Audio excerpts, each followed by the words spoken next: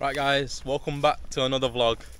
Today's video I want to talk about what it's been like for me as a Thai national moving back to Thailand after 20 years abroad, some of the challenges I'm facing and just what I remember from childhood, and has it changed a lot?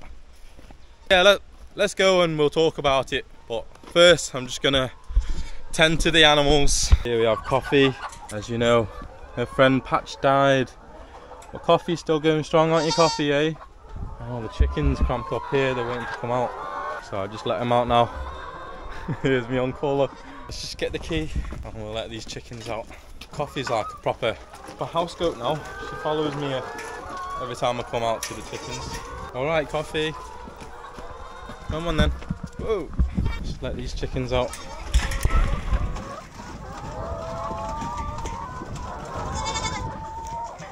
I've got a lock on here. Jeez. Here they go. Come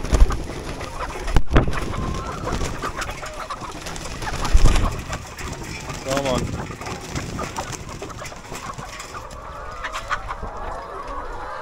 They're just roaming around now.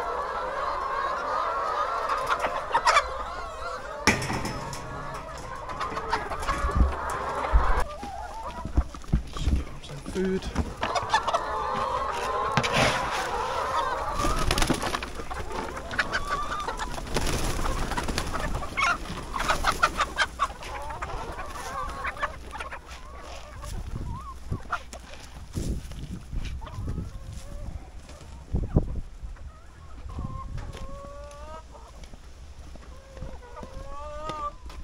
One in here. Hey, come on. At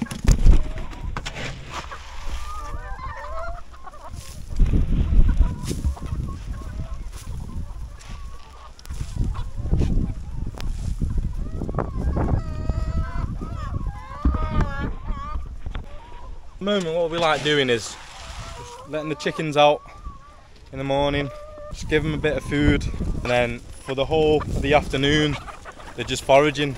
So they're pretty much free range now, our chickens.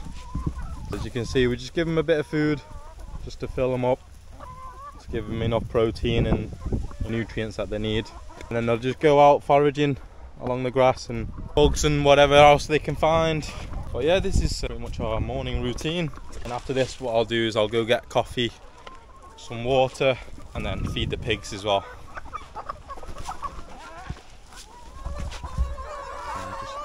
I like to spread them out and just chuck a bit of food everywhere just to spread them out so they're not so aggressive. That's the chickens done. What I'll do now is I'll let them just roam around for the rest of the afternoon, and then about 4 or 5 o'clock we'll get them back in.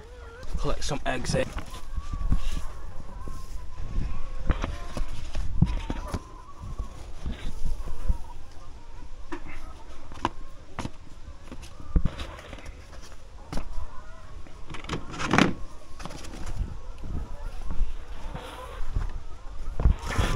Hard to do when you're trying to film. Come on, I need your eggs.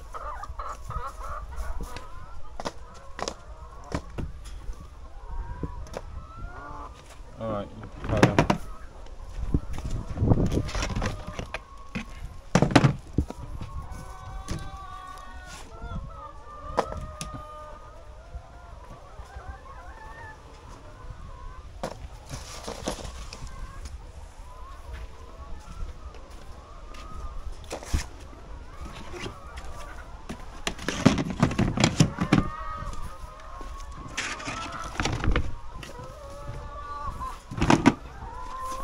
They used to lay a lot in the mornings, they don't tend to lay so much anymore.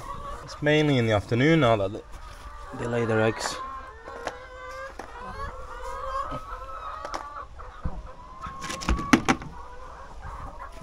That'll do. Got some eggs.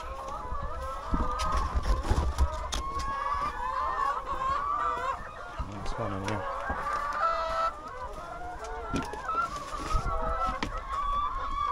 Oh, God. Bother with that one. What has it been like for me moving back to Thailand after 20 years? Obviously I lived in England. I pretty much grew up there, went to school, worked there, and very westernized now. But Thailand, it has changed a little bit. It's become a bit more modern, and it has a lot more Western influence nowadays, I feel like. Because you see restaurants, Burger King, KFC, McDonald's, all over the place now. Starbucks, all these cafe Amazons. It's very westernized now, and you see in the market they sell chips and burgers, pizzas. But living in England, I love all that stuff anyways. Oh, here's my uncle's chickens. They haven't started laying yet. I don't know if you can see. Let me go. There's another 150 chickens in here, but they're still too young. I feel like it has gone a bit westernized, but the traditions and everything else is still the same. You know what I mean? The Thai people are still the same. They hold the same morals and values as before. My uncle's still out, catching frogs, eating bugs, and that's just by choice. He doesn't have to go out catching frogs. He can make a pagrapal or whatever. What I am finding a bit difficult is the language. I never realised how basic my Thai was, because abroad I never really spoke Thai to anyone apart from my friend Ritti, and sometimes my mum speaks to me in Thai, but other than that I've not really used my Thai. But when I listen to it, I can kind of understand and be able to string it together. Out here I didn't realise how basic it was, and I'm half struggling to pick it back up. I thought I'd pick it back up a lot quicker, but I've been here now, what, 8 months? And yeah, it's a bit more difficult than I thought it was going to be, let's say that. But don't get me wrong, we can get by. Like we say, we've been here 8 months. I can order anything, I can ask for things. It just takes me a while to think of things. I sort of have to translate the words and make it make sense in my mind before I can say it. When they ask me a question, it takes me a while to process it in my mind, because I now think in English instead of Thai. I am finding that a little bit hard, but I'm sure I'll pick it up. It won't be too much longer, I don't think.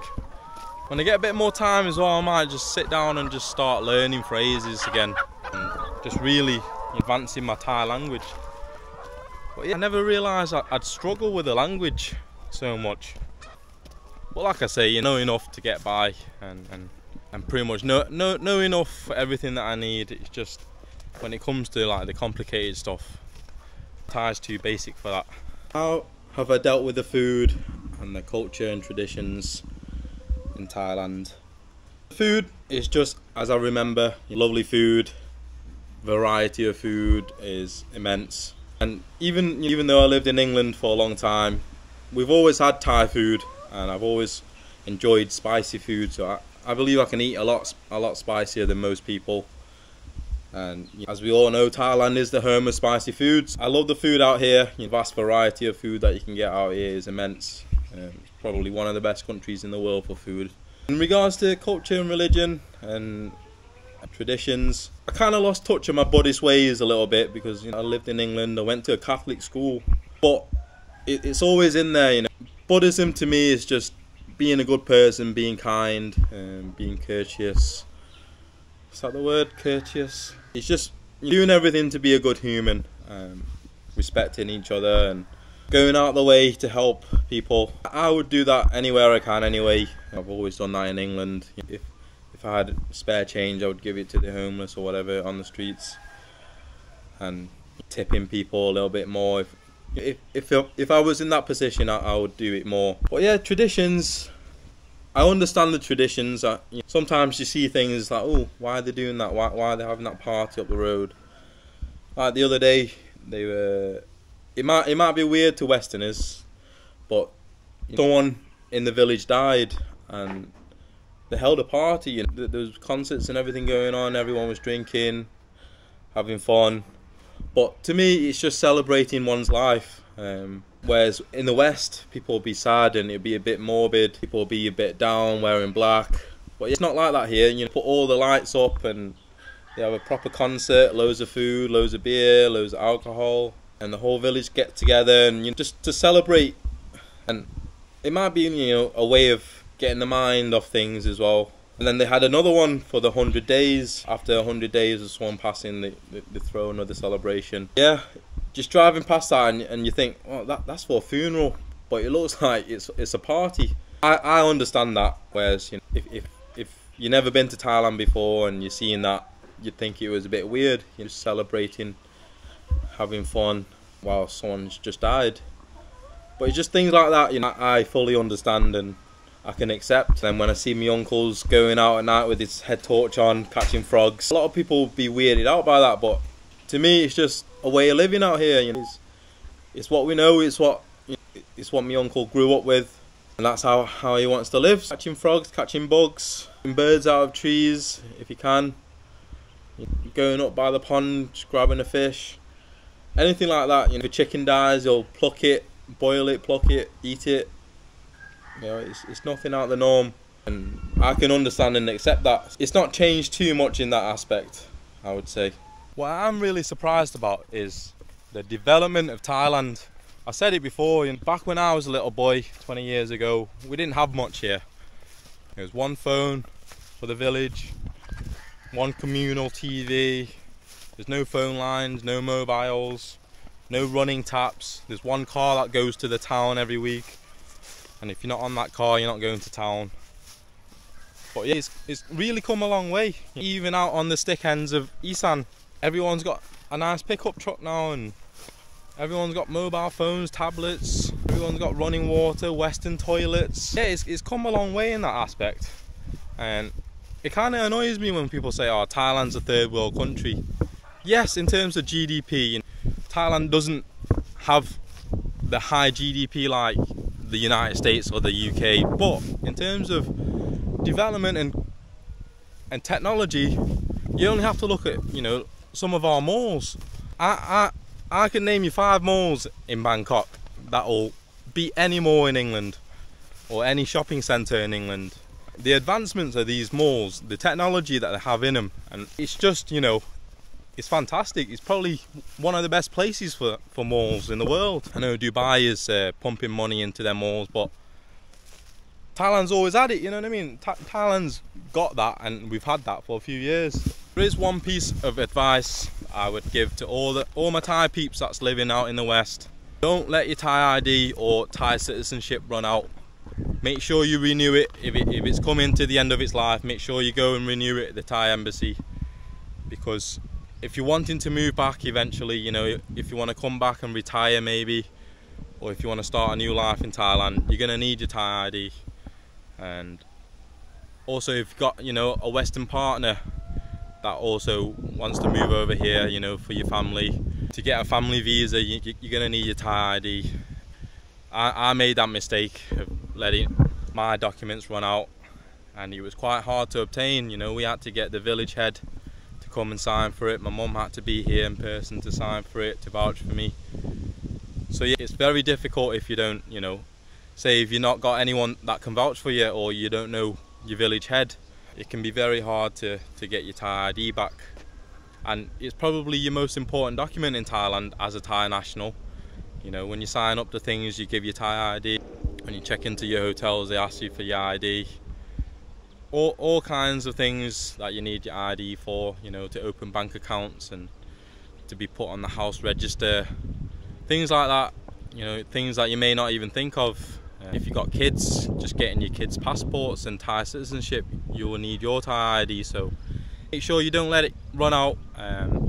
Like I say, it's very hard to obtain, and it's the most important document that you can get out here. So to summarise, you know, I love Thailand, I love being back out here. It's good to be back to the motherland. It's what I know, it's where I've grown. I was born and grown up as a kid. I love the weather, I love the food. Everything is great out here, you know. Of course, there's also bad sides, but I don't want to talk too badly about Thailand, because, you know, in reality, my quality of life now since I've moved out here has been much better than what it was back in England. You know, I don't want to speak bad about England either, because it's where I've grown up. You know, it's where I was raised and spent most of my years, and most things that I know has come from England, and I'm grateful for England, and I've been to very nice places in England, and I've done a lot of things, travelled a whole load around Europe. So it's a good country as well, but I just feel like Thailand is the place to be at this current moment in time, because, you know, things happening around the world, the economy's crashing. But when you're out here, you don't have that in the back of your mind, you know what I mean? So it's good, and when you're in the big city, you feel alive, you feel like there's opportunities, you feel like it's an up and coming country. You know, Bangkok is the most visited city in the world, so, and there's got to be a reason for that. It's because of the diverse cultures, the food, the people, activities, things to see, things to do. You know, there's a good reason that it's the most visited city in the world. So we love Thailand, and we're much happier at this current time, and I feel like there's more opportunities for me here in Thailand than back in England, you know, working a 9 to 5. I feel like there's not much progression, but out here I feel like, you know, I can do anything. I can start a business, we can live off our land here, or we could even like go to the city, work some jobs. But because, you know, I do know English and I've got British education, I'll probably get a little bit high-end job compared to some Thais out here. But possibilities are endless for me, you know, and now I've got my Thai ID, I'm legally allowed to do anything. So I can work any job that I desire out here, which sets me apart from the rest. Anyway, we'll leave it at that. Waffling now. I just thought, you know, just come give my 2 pence on what I think about living here and how it's been, how different it's been for me. So anyway, make sure you like, subscribe, do all that jazz, and we'll see you on the next one, guys. Got a surprise for you.